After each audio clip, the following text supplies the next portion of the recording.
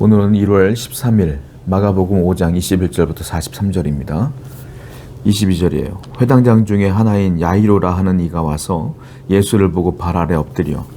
우리가 잘 알고 있는 회당장 야이로의 딸을 주님이 고쳐주시는 오늘 본문 말씀인데요.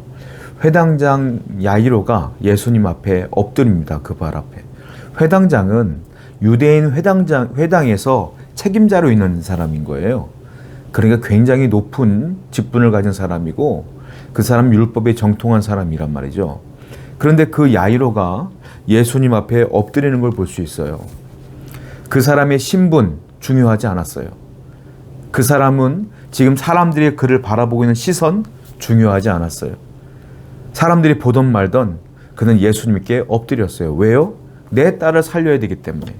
주님은 충분히 그러할 만한 능력이 있다고 야이로는 믿었기 때문에 주님께만 집중했어요. 사람들이 수군대는 소리 안 들어요. 내가 회당장이야 라는 신분 중요하지 않아요. 오직 주님만 바라보는 거예요. 주님께만 집중하는 거예요. 여러분 그렇습니다. 우리가 주님께 어떤 마음의 소원을 갖고 기도하며 나갈 때는 주님만 바라보셔야 돼. 주님께만 집중하셔야 된다고요. 이것저것 생각하면서 가는 것이 아니라 오직 주님 아니면 안 됩니다라는 믿음으로 주님만 바라보고 주님께만 집중하며 나갈 때에 주님의 은혜가 여러분 가운데 흘러갈 줄로 믿습니다. 27절입니다. 예수의 소문을 듣고 무리 가운데 끼어 뒤로 와서 그의 옷에 손을 대니 이는 내가 그의 옷에만 손을 대어도 구원을 받으리라 생각함이러라. 이 회당장 야이로의 마음을 아신 주님께서는 그래 내가 네 딸을 고쳐주리라 가자 하고 같이 출발을 합니다. 근데 출발하는 가운데 사람들이 막 인산인해요. 막 몰려들었어요. 그때 보니까 12년 동안 혈루증을 앓던 한 여인이 있었는데 예수님의 옷자락에 손만 대어도 나을 것 같은 믿음이 있은 거예요. 그래서 그 여자가 조용히 예수님 옆으로 가서 예수님의 몸에 손을 댄 게 아니라 예수님의 옷에 살짝 손을 댔습니다. 그런 믿음의 행위를 한 거죠. 믿음이 있었으니까 했죠. 어떤 이유로 했겠습니까? 자, 그랬더니 우리가 알고 있는 것처럼 이 여인의 12년 동안 앓고 있는 그 혈루증이 그 즉시 깨끗함을 입는 장면을 보게 되지 않습니까? 여러분 믿음은 뭘까요? 이 여인에게는 믿음이 있었던 것이죠. 믿음은 뭘까요? 믿음은 극복하는 겁니다. 무엇을요? 장애물을 극복하는 게 믿음이에요. 장애물 앞에 웬만한 사람들은 다 절망해요. 그런데 믿음이 있는 사람들은 어떤 장애물이 있어도 뚫고 나갑니다. 왜? 믿음으로 말이죠. 어떤 장애물이 이 여인에게 있었을까요? 율법 조항이 장애물이에요. 왜요? 12년 동안 혈루증을 앓고 있는 이 여인은 부정한 여인으로 율법에는 써 있어요. 유출한 여인은 부정한 여인이라 이렇게 성경에 써 있기 때문에 이 부정한 여인이 손을 대면 그 사람도 부정해지는 거예요. 그래서 이 피가 나는 이 여인은 사람들 옆에 올 수가 없어. 격리해야 되는 거야. 그런데 그럼에도 불구하고 율법을 어겨서 돌에 맞아 죽을 각오를 하면서도 예수님 앞에 나온 거다라는 것이죠. 율법을 극복한 겁니다. 죽음을 극복한 거예요. 믿음으로 말이죠. 그리고 이 여인이 예수님 앞에 예수님께 손을 댄 겁니다. 또 무엇을 극복한 거겠어요? 12년 동안 얼마나 많은 약을 먹어봤겠습니까? 얼마나 많은 민간요법을 해봤겠어요? 얼마나 많은 용하다는 의사를 찾아봤겠어요? 근데 못 낫잖아요. 한마디로 말하면 실패의 경험이 12년 동안 계속 쌓인 거란 말입니다. 근데 그 12년의 경험, 12년의 실패도 그녀의 믿음을 막아설 수 없었다. 믿음으로 그 장애물을 뚫고 예수님의 옷자락을 만졌을 때에 그 병에 싹 나은 것을 보게 돼요. 성도 여러분, 믿음은 이렇게 위대합니다. 하나님은 여러분들이나 저에게 믿음을 주셨잖아요. 얼마나 어려운 일이 있는지 모르겠지만 그 어려움들도 믿음으로 이길 수 있습니다. 주님께 나아갈 수 있어요. 믿음으로 잘 극복하여 승리하는 여러분 되기를 축원드립니다. 30절입니다. 예수께서 그 능력이 자기에게서 나간 줄을 곧 스스로 아시고 무리 가운데서 돌이켜 말씀하시되 누가 내 옷에 손을 대었느냐 하시니 이 여인은 예수님의 옷자락을 만지자마자 병이 나은 걸 알았어요. 동시에 예수님도 본인의 능력이 빠져나가는 것을 알았어요. 그래서 뒤를 돌아서 물어봐요. 누가 내 옷에 손을 댔느냐? 깜짝 놀랐을 거예요. 그 여인은. 여러분, 예수님이 몰랐을까요? 그 여인이 손을 댄 걸 몰랐을까요? 아셨죠? 그런데 왜 물어볼까요? 왜 물어보냐면 그 여자는 병이 나았지만 예수님은 병 나은 것으로 끝내고 싶지 않은 거예요. 왜? 병 나은 것보다 더 중요한 게 있어. 그게 뭐겠어요? 영혼의 치료. 영혼까지 회복되어지고 구원받기를 원하시는 주님께서 일부러 질문하시는 거예요. 누가 손댔냐? 그리고 그 여자가 손댔다고 얘기를 하죠.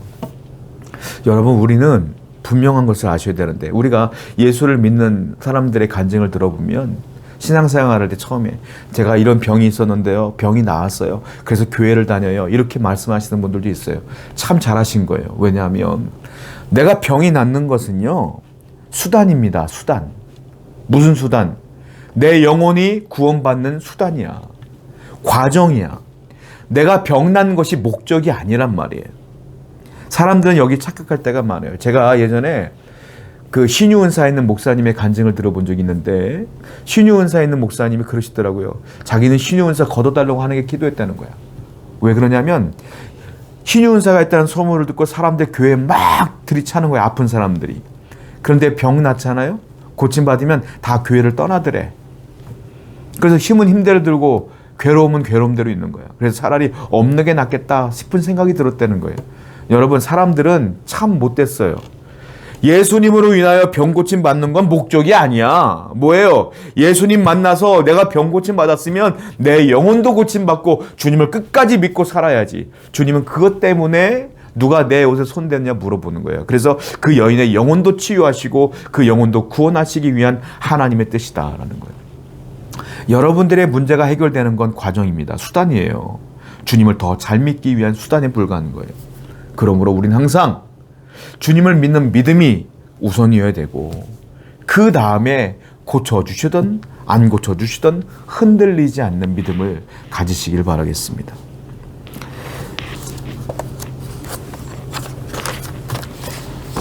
(35절부터) 읽어보겠습니다. 아직 예수께서 말씀하실 때 회당장의 집에서 사람들이 와서 회당장에게 이르되 당신의 딸이 죽었나이다. 어찌하여 선생을 더 괴롭게 하나이까. 예수께서 그 하는 말을 곁에서 들으시고 회당장에게 이르시되 두려워하지 말고 믿기만 하라 하시고, 이제 회당장 야이로와 함께 계속 가던 길을 갑니다. 그 딸을 고치기 위해서. 그런데 앞에서 회당장 야이로의 집에서 사람들이 막 몰려와요. 그리고 막 울면서 얘기하는 거예요. 당신 딸이 지금 숨을 거두었습니다. 저 예수가 와봤자 소용이 없어요. 괴롭게 하지 마시고 얼른 돌아가서 장례나 치릅시다. 이 얘기하고 있으니 이 얘기를 들은 야이로가 마음이 무너질 수밖에 없죠. 괴로울 수밖에 없죠. 엉엉 울 수밖에 없죠. 그때 주님이 뭐라고 말합니까? 야, 그 아이는 죽는 게 아니야. 두려워 말고 믿기만 해 라고 야이로에게 말씀하셔요. 두 가지 말이 들려요. 네 딸 죽었어. 또 하나의 말, 주님의 말씀. 아니야, 두려워 말고 믿기만 해. 여러분, 우리는 늘 두 가지 말이 들려요. 세상의 말과 하나님의 말씀이 들려요. 나는 괴롭고 힘들고 어려운데 하나님은 말씀하세요. 괜찮아? 두려워 말고 믿기만 해. 두려워 말고 믿기만 하는데 세상에 또 말해요. 너 되겠어? 너 망했어? 큰일 났어? 이거 어떻게 할 거야? 그때 또 마음이 흔들려요. 우리는 늘 두 가지 말 속에 끼어 있는 사람들인 거예요. 어떻게 해야 될까요? 세상의 말이 크게 들리면 하나님 말씀이 작게 들려요. 하나님 말씀이 크게 들리면 세상의 말이 작게 들려요. 주님이 말씀하신 건 딱 하나. 두려워하지 말고 믿기만 해라. 우리가 할 건 딱 하나. 두려워 말고 하나님 말씀을 믿기만 하는 겁니다. 그러면 세상의 말은 작아지는 거예요. 어떻습니까? 두려워 말고 믿기만 하십니까? 두려워 말고 믿기만 하세요. 세상에 어떤 어려움이 있어도 여러분들이 두려워한다고 해결될 거면 진작에 여러분들이 해결했지. 여러분들이 걱정한다고 해결될 문제라면 걱정 100번 돼도 되지. 안 되니까 걱정되는 거 아니에요. 안 되니까 두려워하는 거 아니에요. 아니, 어차피 안 될 거 믿기만 합시다. 주님 바라보며 기도하며 믿기만 합시다.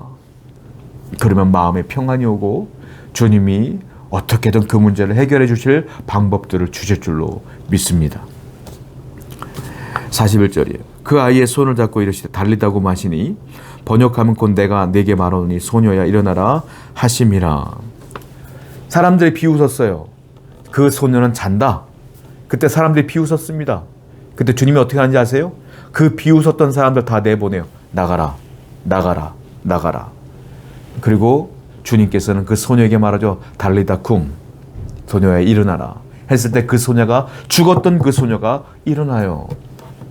주님의 기적은 그냥 일어나는 게 아닙니다. 어떻게 일어날까요? 비웃는 자를 몰아낸 뒤에 믿는 자들과 함께 할 때 기적이 나타나는 거예요.